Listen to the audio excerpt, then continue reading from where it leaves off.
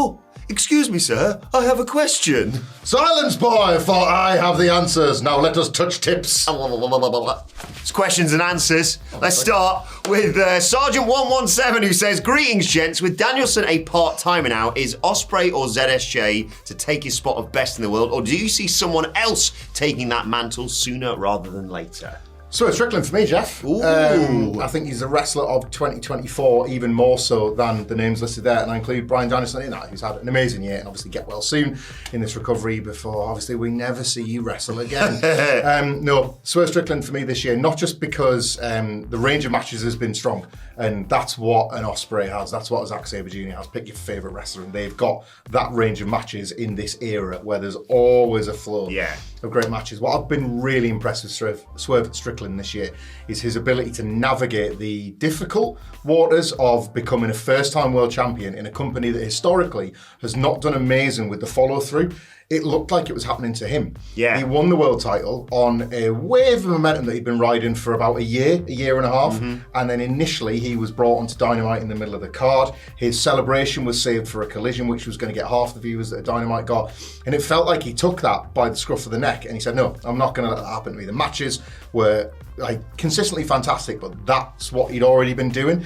He adjusted his style a little bit to kind of carry himself a bit more like a world champion. There were some of the spots he kept in, but he adjusted where he would put them. And it's those little differences that I think a lot of wrestlers not necessarily fail to make when they're making that huge step, but don't elect to prioritise. I really think Swerve Strickland, above all else, prioritised what it means to be a world champion and a top star. Yeah. It is not easy in AEW, WWE, any company historically, not just to break into that upper echelon, that tippy-toppy tier, apologies for the alliteration, but it's staying there and it's having that staying power. And I don't think anybody, considering that he lost to Bryan Danielson, he lost his, for now, payoff match to Hangman Page, considered Swerve out of that mix. He's put himself in there, he's going to keep himself in there. And in AEW, as crowded a place as it's ever been, as challenging a main event scene as it ever is to navigate, that's, for me, a bigger achievement than simply just excellent matches. I love ZSJ, but I haven't seen enough of his matches this year to really factor New into my IWGP champion as we record this. And Ospreay, if you're going on the amount of 5-star matches, you have to give it to Ospreay. I'd probably lean towards more Cody Rhodes, but it's, oh, look at that, an old WCPW affair. All 3 stars that we established, you're welcome. Navigating that job. He's taken, it's not just the matches, he's taken a job on there, hasn't he? I think, there was and the knives are out, weren't they? And it's like, right, once you've stopped feuding with Roman, what are you doing? And, look at what he did with someone like AJ Styles. Nothing against AJ, obviously, but I think people went into that match going, so obviously he retains. And then to get that sort of performance, that sort of reaction, I'd probably lean just more towards Cody, but I can understand, people saying if you just want the wrestling, obviously best wrestler in the world, you'd probably say Will Ospreay. I think so. I think if we're going on matches alone, Ospreay, again, your mileage may vary on any wrestler. Let us know in the comments below who your favourite is. But for me, I think it's a little bit more and right. And look, Ospreay helped Swerve as part of that, by the way. But another phenomenal year. The bar just keeps getting raised as well. We're going to see more of this in 2025. This comes from Miles Coots at Coots Miles. Howdy legends, with the recent crossovers in WWE and TNA, do you all think we'll see any UFC crossovers? I'm hoping for Sean Strickland. I cannot offer a single take on this, but I have a feeling you might have several. I got very excited when I read this question. I made a long list, and I could have sat here for 10 minutes and talked about different people. I can see it happening. Obviously, we've seen elements of this in the past. We've seen elements, even within AEW, of having Triple C in there or other people from the mixed martial arts scene. Marina Shafir, obviously, being involved in it. But in terms of established UFC people coming across to WWE, I could see it happening. I don't know whether it's going to happen anytime soon. They've got more than enough stars right now, WWE. They're all under one umbrella. But just off the list, and I hope some of these will elicit noises from our wonderful producer, Adam Nicholas here. I wrote down Israel Adesanya as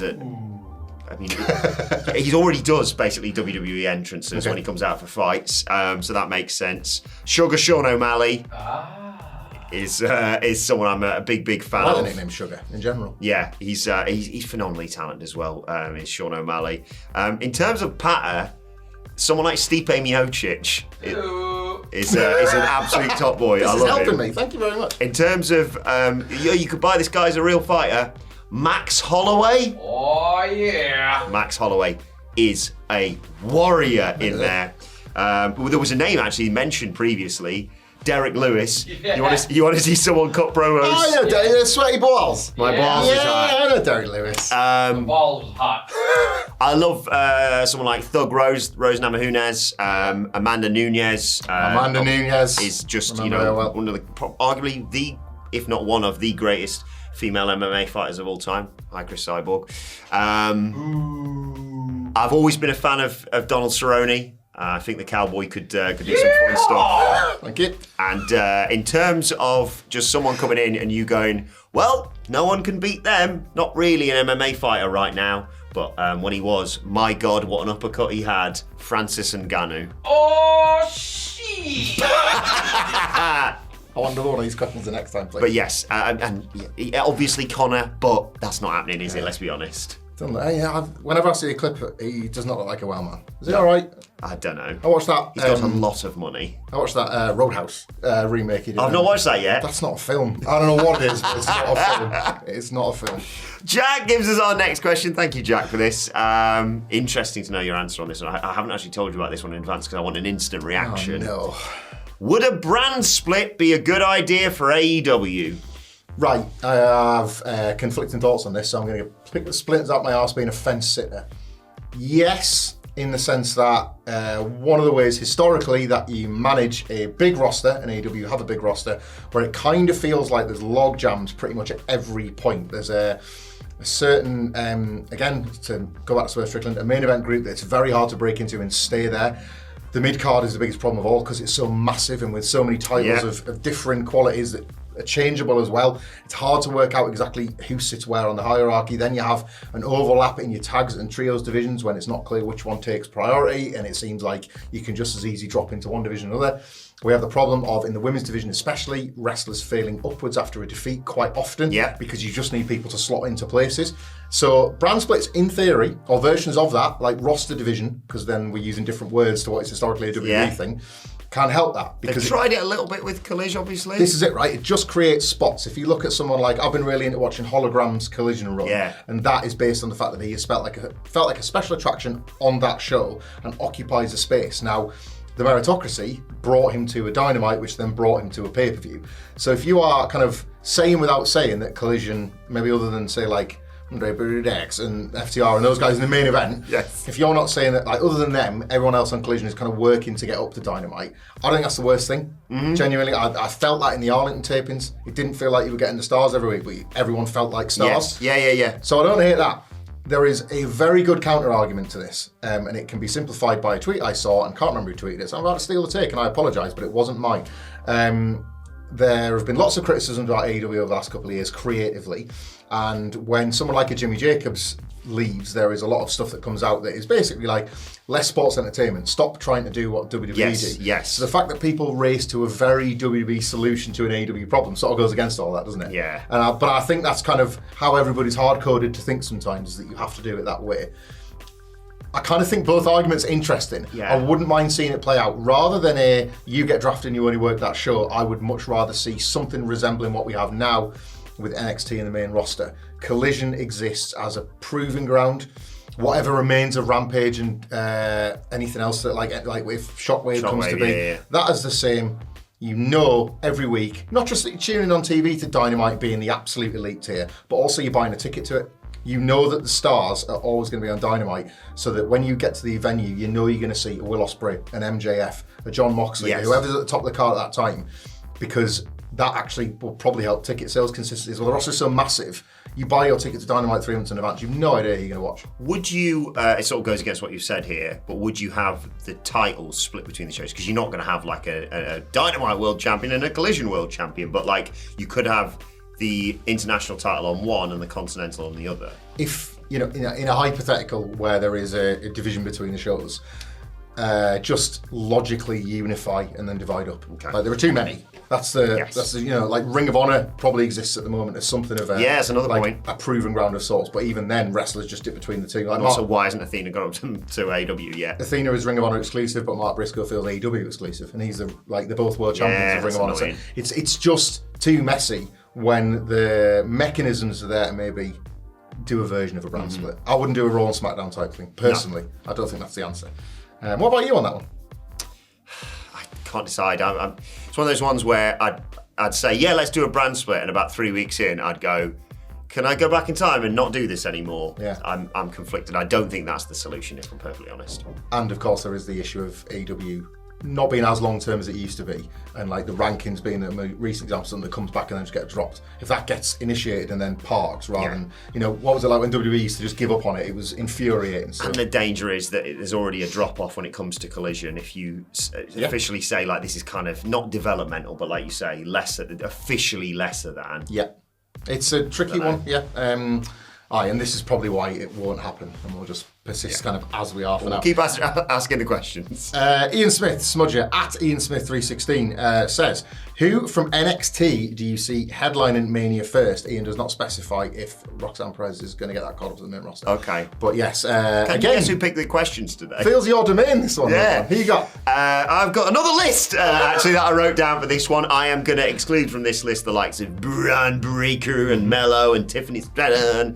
because that doesn't really count, and arguably, yes, you could say, oh, well, technically, someone else who's come up from NXT 3 years ago could main event. I'm going to say people who right now who are in NXT have to transition up to the main roster and main event WrestleMania. Someone who I could see they've already had the rocket straps already, the NXT champion, Trick Williams. Yep. If he keeps developing in ring as he is, and he stays as over as he is, I see no reason why he couldn't just fly up there to a big match at WrestleMania. Mm-hmm. I don't know how soon that would be in terms of main eventing it. Someone I could see main event at WrestleMania in the next couple of years is Roxanne Perez. Yeah. I know it's a title thing that I've said that she's been ready for the main roster for over a year now, but she's just so talented. Yeah. And to couple her with that, someone who could arguably overtake her and go to the main roster before that. I'm also not going to include Stephanie Vaquer and Julia in this because that feels like it's cheating, right? Because they're right in that. Stephanie Vaquer could probably main event WrestleMania tomorrow with the in-ring that she's got. Kalani Jordan. I love Kalani Jordan. Yeah. And I think, I'm not saying that they invented the mid-card title in NXT for her, but my God, it's done her the world of good. Yeah, one of the biggest success stories in NXT this year. I'm going to say an obvious one. Obafemi. Yeah. He is just incredible. And I love him. And I think, if they're just like, oh God, Gunther's injured, we need a monster for someone to fight in the main event of WrestleMania for a world title. You could, just look at him. It's not like people are going, I'm not sure if I'm buying this. Yeah. Look at him. He's amazing. And the last one I've written here is Tony D'Angelo. Because I will always stand for that man. I love him. I'm so happy he's North American champion, and I'd have him be the one to dethrone Cody, to be perfectly honest. He's got to finish his own story. And The Rock at the same time. Wrestling has more than one royal family. If Tony D main events WrestleMania, do you think Stacks can get us a free suite? Probably, he'll hook us up. I'm definitely rooting for that. I'm slightly concerned he may know more than he did this time last year, let's say. Concerned why? Because I asked him for a photo at Wale Mania, and he looked at me like I was just some weirdo going up to him for a photo. And then subsequently, he retweeted my photo saying 2 stacks, and I went, uh-oh, someone's told him something. No, he's gotten confused like a lot of people online, thinking that people think I look a bit like Stacks. I don't see it. One more on this, because they're not going to main event, I don't think. But I think there's a ceiling that we can't yet see for how high these can go unless they accidentally get split up. Is Nathan Fraser and Axiom. That's safe for Axiom, yeah. I think they are probably the best tag team in wrestling. They're awesome. And they keep teasing the split up until the main event of WrestleMania. How far can you push this, right? Teams split up when you think it's going to be them. And it does make sense down the line that you're going to do this story where they break apart. And they're kind of assholes. However, they're mint. Pound for pound, they're probably the best team in certainly North American pro wrestling this year.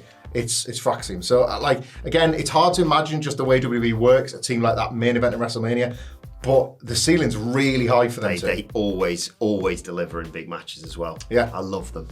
Right, next question today comes from the H stands for Andy Murray's burner account been discovered. He asks, or they ask, I should say, who's on your Mount RushBORE? Right. I did tweet this a few years ago because I was interested in other people's and I liked the pun. And it was really mainly to bury a few of the ones in mine. The game Triple H might be the creative genius responsible for some of the happiest memories of my last 2 or 3 years. But as a wrestler, he nearly chased me away from this business forever. The reign of terror for those that lived through it will never be forgotten. Nobody is responsible for quite as many boring matches. Like, he brings simultaneously quantity and a lack of quality.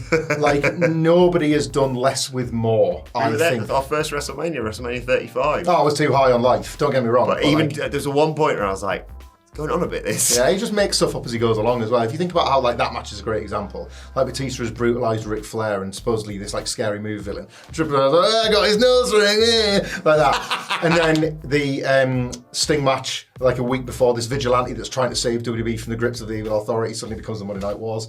He's like, you got your friends in the NWO? Well, no, but I got my friends in DX. Who won the Monday Night Wars? I'm not sure if they've hammered that home yet. Triple H won the Monday Night Wars. A, at WrestleMania 31, confirmed, JBL said so, and B, with a tank when they pretended to shoot WCW's head offices. So that was that. Wasn't a tank either, it was anyway. I was going to say TCB taking care of business. I wouldn't put the dead man in, but I would put Kane. Kane's had 3 good matches ever, and I mean, like, fine, not everybody like has good matches, but he had an unbelievably long run and loads of runs on top for such a small return. I think that's like kind of unacceptable numbers. I got pelters when we did a Chatty Faces about, like, wrestlers who were just kind of like, eh. And I said, amazing entrance, awesome choke slam, tombstone as well in there. That's about it, to be honest, for me, with Kane. Another one, this might get... Best match with Chavo, to be honest, at WrestleMania. There we go. 8 seconds. Yeah. That's all the Kane I need. Right. This one probably might get me some pelters, especially right now as we record this, because wrestler, young and hungry and wants to get on in the business, and then 22 years later actually enjoy him. Randy Orton was so dull for so long, and I watched so much of him. I love him now. Yeah, that man looks like he's bursting out of his body. He's got a great big sort of... When he's not smiling, he's kind of got this, like, glint in his eye that I've just never seen out of him before. I find him like a fascinating creature to stare at now on SmackDown, let alone, like, enjoy his matches, and I do. But, I mean, am I asking for him to work 20 more years to basically even up the prior 20? I don't know, but I just never got it. I never got the appeal. He got over. This is not me saying he's not over, but to me, there are a few wrestlers, if you list them all down and said, want to watch this long Randy Orton match? I'd run a mile. He's just... I think he personifies it that people are just like, but the RKO, and it's like, yeah, that's it. That's the popper at the end. And, we talk about how we enjoy recency bias, for how, like, it makes you feel a bit alive and you get the sense of euphoria. I've tried to apply a bit of recency bias the negative way. Okay. People like a bit of moaning as well. So this is going to seem really cruel and a needless two-footer on a guy that is kind of harmless, but I just can't be arsed with Rocky Romero. He's got like 28 jobs. One of them doesn't need to be wrestler on AEW television. He's one of them wrestlers that kind of, because he obviously does have a lot of very important influence, and you can thank him for so much of the Forbidden Door and the open landscape that we're all incredibly grateful for. You're excellent at those jobs, Rocky. That's what I keep saying in the staff room. You're doing a cracking job. I'm fighting for you out there. Just do that. You've seen how many wrestlers there is on that show? Well, like, you're kind of getting in the way of a lot of them, and it's you had a great run. I don't even tell the kids about you one day. You had a great run. There's only 2 hours on a Wednesday, mate. Take the piss. Javon Evans. He's only on Mount RushBORE. Is a name that's just popped into my head for one I should have mentioned potentially main event WrestleMania. I thought I'd get you with that one. That's right. Anyone? Natalia. Right, the next question. Okay, yeah. I don't care. She can't even do a sharpshooter still. Moving on. Jeffrey Solis at, Azure_Sol90. You seem like a Rocky Romero guy. Sorry, Jeffrey. For the OTJ. So this isn't so much a question as you having to reveal some of your stories. Not again. And birds. My little birds. Tweeting out. For the OTJ, who do you think will dethrone Roxanne? I presume that's before she goes to the main roster. Yeah. Julia, Stephanie, or Delta? Also, is Ober beating the Don? No, obviously not. Obviously. Don's got his number now, so... We should explain, because there's some first names here. These are NXT wrestlers. Yeah. So, if you're not watching NXT, what's wrong with you? Ober's not being the Don. I think Ober's losing upwards. He's going to be a Trick Williams challenger sooner rather than later, to be perfectly honest. I think they're just going to get around him losing twice in a row by the tables, ladders and skirts stipulation they're putting on that at Halloween Havoc. I didn't consider Delta in that conversation. I'd always sat there and thought, right, Roxanne's losing to either Julia, Stephanie Vaquer, or maybe by some weird twist, Cora Jade. Delt was an interesting factor into this, but I'm going to stick with what I've said from the moment Julia hadn't really performed since she came to NXT. It's got to be Stephanie Vaquer. She's had one match in NXT. It looked awesome, and she's just ready. And Roxanne, as I said, needs to lose that title and maybe do one more. She can put a few more people over on her way out, whether that be arriving Delta like, I've just lost my title, I'll fight anyone in the back to prove I can still get back. Oh, Delta's here. Bollocks. You know, when you list them like that, like I would say the water in Chef Sean's cooking pot must be pretty deep, because if you ask me, he's cooked up quite a shark tank there. Like, he has a lot of starving wrestlers, and we know what they're like. Yeah. But that's quite a collection, isn't it? Like that's sort of an out of nowhere, we've got a competitive division again. Now, fair enough, they've all been signed pretty much away from WWE and brought into the Performance Center outside of Cora Jade. And you've got like a North American title division now for theoretically. NXT's women's division is amazing. It's amazingly full of wrestlers. Some of them are excellent, like quite a sizable portion of them are excellent, but we are talking a lot of wrestlers on the division. It's the best, in terms of representation, it's the best show. We haven't mentioned Lola Vice yet. I love Thea Hale and Chase U. We mentioned Kalani Jordan, obviously Sol Ruka as well. Lots of potential there. There's still to be realised, which is pretty exciting. But yeah, Roxanne should lose that title soon and go. She should be in the Rumble for me. She was great this year. 2023, she kind of owned the show as well. Yeah. That's how long it's felt like she could have come up. I saw this question from Matt. Thank you, Matt. And I immediately thought, what a perfect time to ask you this. What are the essential elements of good wrestling gear? And if you could create the perfect wrestling gear by combining features from 3 wrestlers, one for the top, one for the trunks tights, and one for the boot/bottom part, who would you choose? Or feel free to go wild on that one. If you components, it's rooted in like your favourite wrestlers, of course. But like, I'm a big Bret Hart and Jeff Jarrett guy, and I think it's no coincidence that they have their various points. Jeff's mixed it up a little bit, but their various points. They've got something going on up here, they got something going on around the legs, and the canny pair of boots. Like, I do like that. It's like what I would make my creator wrestlers. It's what I would have dressed myself if I was a wrestler in my head, because I don't want anyone to see my body. What was your creator wrestler's name? His name was Mike Hawk, and he took a hell of a beating. Yeah, Mike Hawk. Mike Hawk was black and blue. I bet it was. Yeah. It's like, it's a good job he wasn't a member of the Bloodline, otherwise Bron Breakker would probably say he was sucking off his family. To answer the first part of the question, but I do like that. Like, boots and trunks guys are great, and there is a lot to be said. I was like, I'm very, I'm quite a Fed guy. Oh yeah. Right? So like, historically, obviously, you kind of needed that look. You know, the idea that like long tights weren't main event gear, and you know, Hogan, Warrior, Austin, Rock, there's a million examples. However, it starts with making it white. Or having a colour that can be flipped to white for WrestleMania. Right. Like, keep it in your back. If you're not going white from the off, keep it in your back pocket and save it for the big day, because it's like wearing it to your wedding. Ultimately, like, you are going to be the belle of the ball. It's like white wrestling gear. Vince McMahon, there was a lot of clues that Vince McMahon was losing his mind for pro wrestling. One of them was in 2015 when he said Seth Rollins didn't look good. Are you joking, mate? Yeah. So yeah, make it white. If you're winning titles, white and gold. Shawn Michaels at In Your House 2 and at WrestleMania 12 in his white and gold. Heartbreak Kid, just all timers. So yeah, if you're an interesting one, Randy Orton said this years ago, and it maybe explains why he looks like as he does now. If you are able at a certain time in your career, and I think the Young Bucks are doing this now, consider what you might want to wear the older you get. And allow yourself a day off the gym here or there, because I forget who Orton was joking with. I might have been Kevin Owens or something, but he was like, "No, you kind of nailed that. Like, if you ever kind of like can't be asked to go to the gym in your later years, you're gonna be fine. Me, I'm out in my friggin' Speedos. What am I gonna do?" Yeah. So like work smart as well as hard with the attire.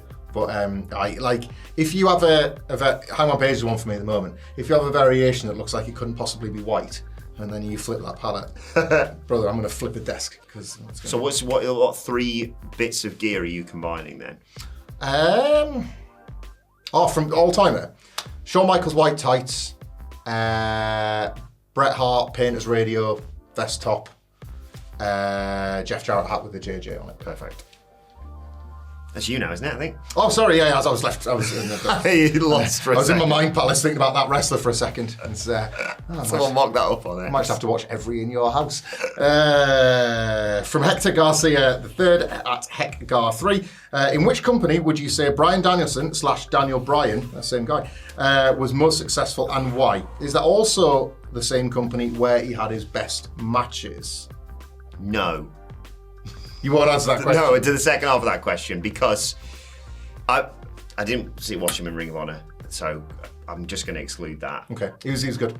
I'd say Bryan Danielson has had his best matches in AEW probably, but I think he's had his most success unquestionably in WWE. You're really nervous, mate. You're all right. Well, I am scared about the comments going after me on this because, like, I'm just judging it purely by titles. Yeah. And he won the world title once in AEW, and he won multiple world titles, and he had that incredible moment at WrestleMania 30. Yeah. Eventually, in WWE, and he bloody struggled to get there.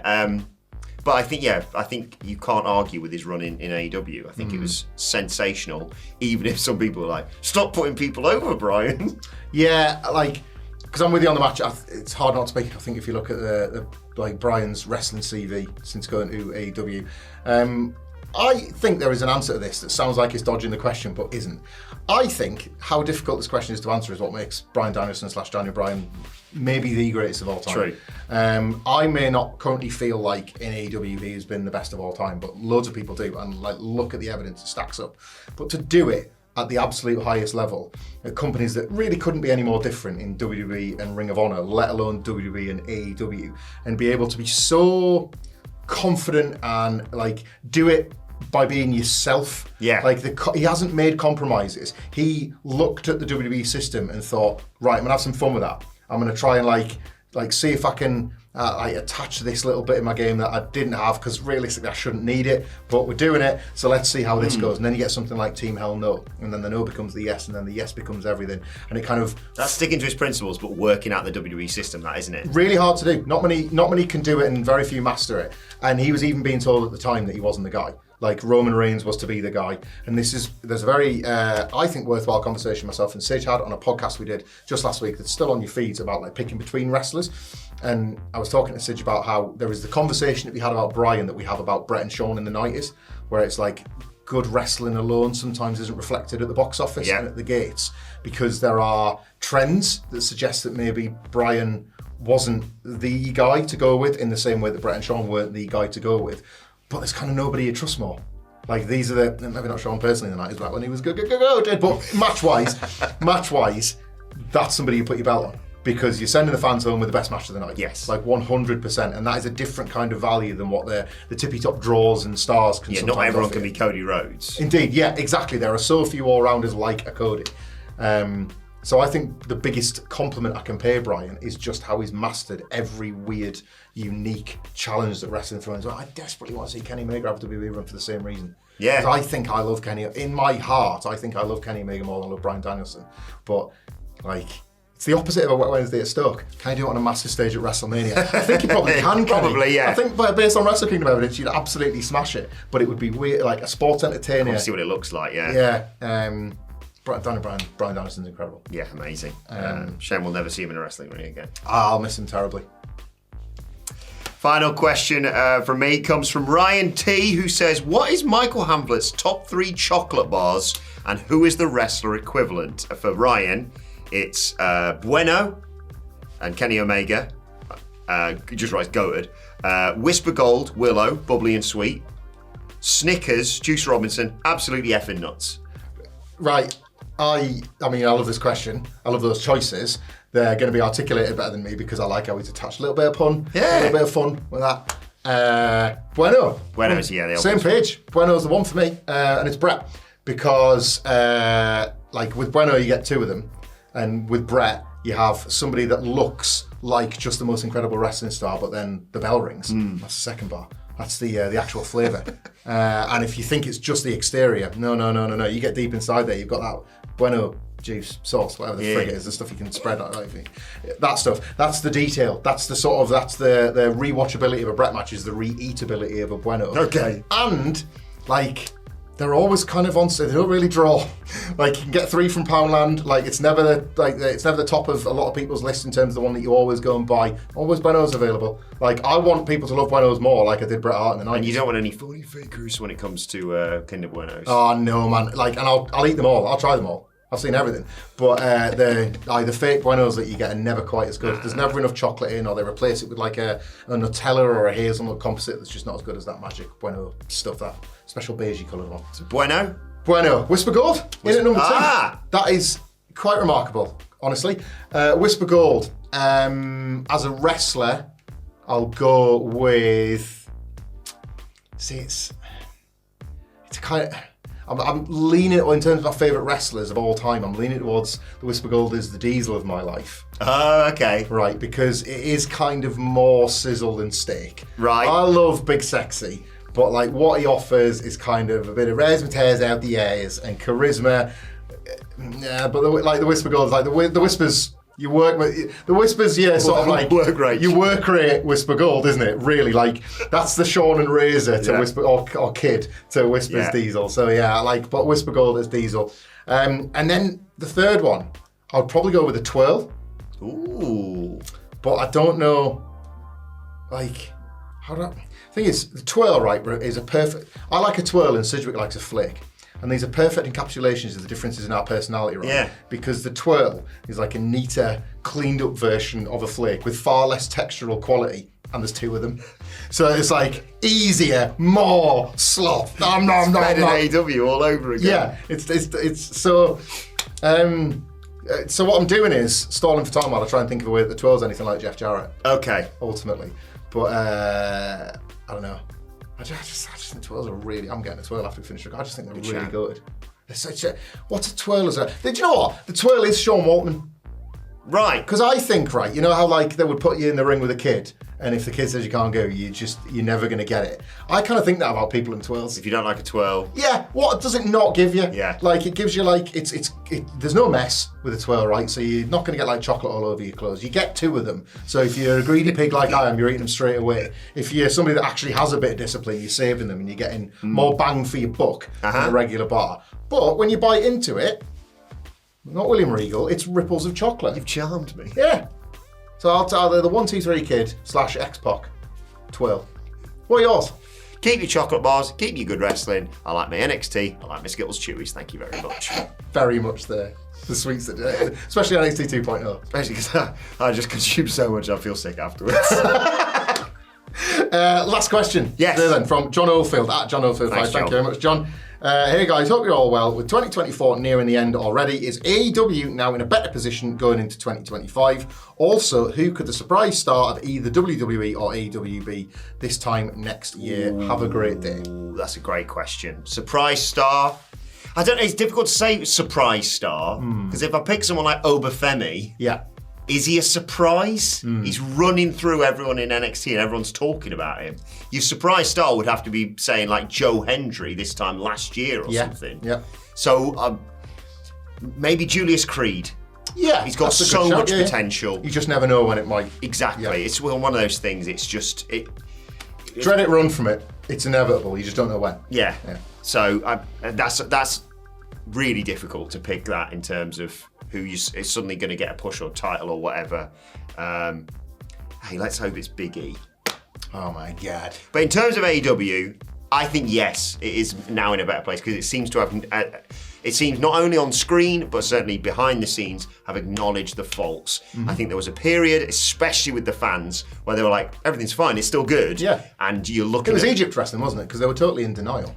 You're looking at ratings, you're looking at attendances, and you're looking at general reception from casual fans, and it's dwindling. Yeah. I think this, kind of, not a hard reset with Mox and what have you, but this real shake-up. And this isn't to do with Jimmy Jacobs being gotten rid of, but it's opened up a wider conversation within AEW of like, what is the creative process? What are we doing here? And I think, especially like now, if you're doing today, as opposed to this time last year, at least we know now, right, we're running into the C2 soon, and we know that delivers in terms of audience satisfaction, and people are already picking people to be like, right, use that as a springboard for them going forward and what have you, and you can see the path to Darby Allin becoming world champion, for example, in 2025. On that then, quick one, to bring back to John's question, from that crop of wrestlers, any surprise stars that currently right now aren't there but could be? I mean, I hope Garcia That's the one. gets the push that he's deserved for a Not while not now. Little Broad. I'd say it is a surprise star for 2025. Ricky Starks in WWE. Interesting, So yeah. then doing nothing with him, let's just make it happen. Yeah. because I think he's phenomenal, and I don't know what's going on with him in AEW, but I think it's inevitable he heads to WWE. And I think when he does, he's going to be a big star there. But yeah, Garcia is someone I really hope gets the push that he deserves in 2025.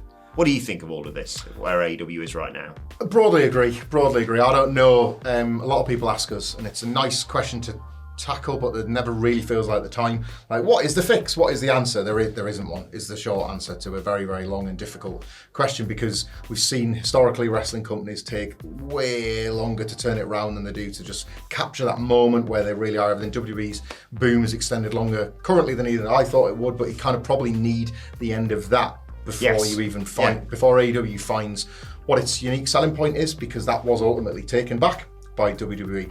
I'm quite excited and intrigued as to what the uncharted territory looks like when the WWE boom comes to an end. And I know this is an AEW question, but I think the two are related. We've never had a situation ever where a WWE mainstream boom, a huge popularity, financial period, whatever, is followed up on by there being an immediate rival to sort of step in and capitalise on the decline. So WWE in the early 90s, when the Hulkamania era really fell off, found WCW in just equally terrible shape, and just North American wrestling just in the bin, really. ECW was as this zeitgeist thing, but it wasn't able to capitalise financially, so it was always going to ultimately have its best wrestlers and best ideas pillaged by the big two. Then, in 2002, when WWE dramatically fell off post-invasion, and even that was keeping the boom on life support, WCW was gone. TNA and Ring of Honor offered different philosophies, but nothing, again, that financially could challenge WWE, and basically allowed for a monopoly that continued until 2019. Despite fans at least finding new wrestlers and new avenues of entertainment, as a company, they were never going to be challenged. That's not going to be the case when this one comes to an end. Look, I don't want WWE's boom to end anytime soon, but it will. And when that does, you will, for the first time in a long time, see the things that no longer work about WWE. And one of the first ports of call AEW should be looking into is, well, let's do the opposite of that then. We can't even identify what those opposites are yet, but one day we will be able to, just like they did in 2019, and then it's back all to play for again. I'm not saying they can only be successful in contrast to a rival, but I think it would help them at the moment to know what it exactly is that the rival isn't satisfying, because it just feels like WWE in a period of just mass, enormous audience satisfaction. What they're not going to do, they're not going to put bags on people's heads. So there you go. You've established your top heel by doing that one act. It's really hard to find those things at the moment, but there will come a day where it will get a little bit easier, and the sort of map to AEW's future might be a bit clearer then than it is right now. There we have it. Let us know your thoughts on what we've discussed. Thank you to everyone who sent us questions, as always. We are at WhatCulture WWE on X. He's at Michael Hamflett. I'm at Adam Wilborn. He's at It's Adam Nicholas if you want to follow us all. And if you want to watch some other stuff on this channel, hey, there's one right here. Bye.